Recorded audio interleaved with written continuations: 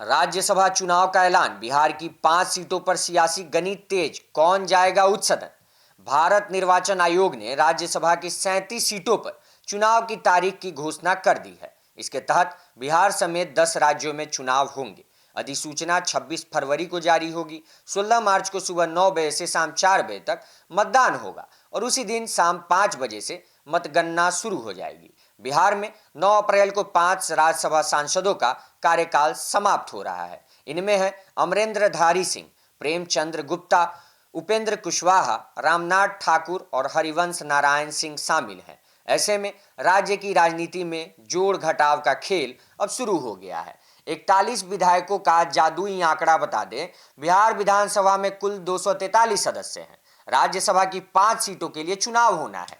फॉर्मूले के अनुसार कुल सीटें विभाजन रिक्त सीटें और एक जोड़ दी जाए, यानी 243 डिवाइडेड बाई 6 इक्वल टू 40.5। इस हिसाब से एक उम्मीदवार को जीत के लिए कम से कम 41 विधायकों का समर्थन चाहिए होगा। मौजूदा संख्या बल के अनुसार जदयू 85 विधायक, 2 सीटें सुरक्षित मानी जा रही हैं। वहीं बीजेपी 89 विधायक 2 सीटें निकालने की स्थिति में है। विपक्षी दलों की कुल संख्या 41 के आसपास है, एक सीट पर दावा ठोक सकते हैं। राजद के पास 25, कांग्रेस के पास 6, वाम दलों के 3, एआईएमआईएम के 5, बीएसपी और अन्य मिलाकर कुल संख्या 41 तक पहुंचती है। ऐसे में महागठबंधन यदि एकजुट रहा तो एक उम्मीदवार भी भेज सकता है। वहीं नितिन नवीन के राज्यसभा न जाने की चर्चा काफी तेज हो गई है। पटना के बांकीपुर विधायक और पूर्व मंत्री नितिन नवीन को बीजेपी का राष्ट्रीय कार्यकारी अध्यक्ष बनाए जाने के बाद उनके राज्यसभा जाने की अटकलें थी। हालांकि उन्हें दिल्ली के वीआईपी इलाके 1 मोतीलाल नेहरू मार्ग पर टाइप 8 सरकारी आवास आवंटित हुआ है।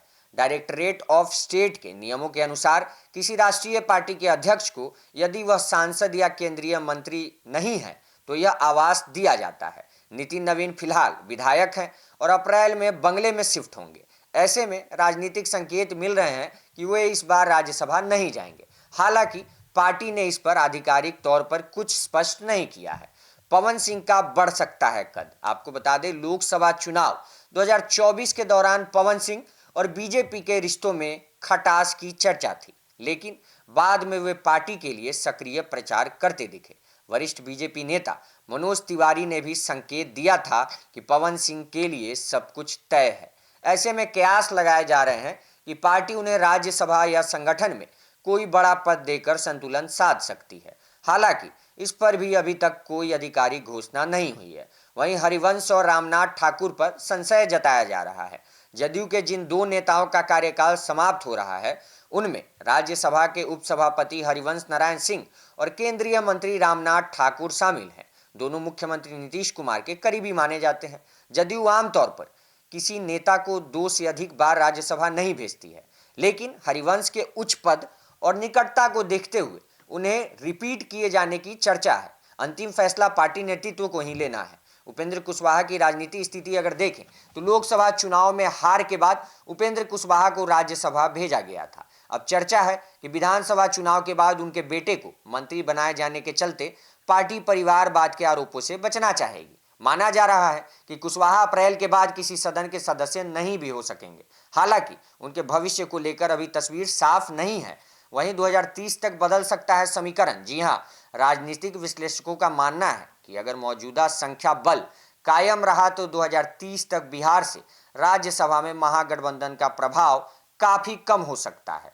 2028 और 2030 में जिन सीटों पर चुनाव होंगे उनमें राजद और कांग्रेस के कई सदस्यों का कार्यकाल समाप्त होगा। मौजूदा विधानसभा समीकरण को देखते हुए महागठबंधन के लिए सीट बचाना चुनौतीपूर्ण हो गया है। वहीं राज्यसभा चुनाव के ऐलान के साथ ही बिहार की राजनीति में नए समीकरण बनने लगे हैं। जदयू और बीजेपी अपने अपने उम्मीदवारों को सुरक्षित करने की स्थिति में दिख रहे हैं, जबकि विपक्ष एकजुटता के सहारे एक सीट निकालने की कोशिश करेगा। वहीं नितिन नवीन, पवन सिंह, हरिवंश और उपेंद्र कुशवाहा जैसे नामों पर सस्पेंस बरकरार है।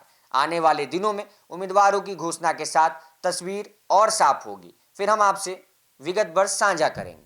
आप तब तक क्या सोचते हैं हमें कमेंट बॉक्स में जरूर बताएं। धन्यवाद।